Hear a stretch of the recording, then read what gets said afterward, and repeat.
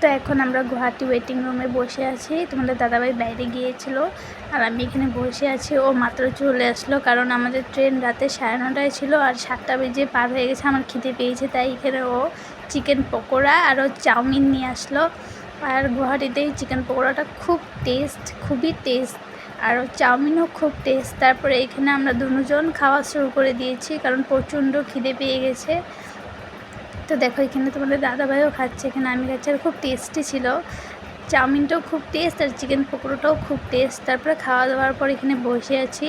তারপরে অল্প পরে অ্যানাউন্স করলো যে আমাদের ট্রেন খুব লেট মানে কয়েক ঘন্টা বা কয়েক মিনিট লেট না, আমাদের ট্রেন ভোর 5:30টায় আসবে। এতটা ঘন্টা ওয়েটিং রুমে থাকবো, তাই তোমাদের দাদাভাই গিয়ে চিকেন পোলাও নিয়ে আসলো। এখন রাতে 10:30 বাজে। এখন আমরা চিকেন পোলাও খেয়ে এখানেই ঘুমিয়ে পড়বো, কারণ উপায় নেই, সবাই এখানেই ঘুমাচ্ছে। এখানে সবাই যারা আছে সবাই আমাদের সবার ট্রেনই সেম, সবার ট্রেন সকাল 5:30টায়, তাই আমিও ঘুমিয়ে পড়েছি। দেখো এখানে সবাই। আর এখন সকাল হয়ে গেছে, আমি ফ্রেশ হয়ে গেছি, তোমাদের দাদাভাইও ফ্রেশ হয়ে চলে আসলো। অল্প পরে আমাদের ট্রেন চলে আসবে। এখানে দেখো সবাই কি ঘুমাচ্ছে, মানে সবাই পড়ে ঘুমাচ্ছে এসি রুমে। আমার ঠান্ডাও লেগে গিয়েছিলো, কারণ এত ঘন্টা এসি রুমে আছি তো।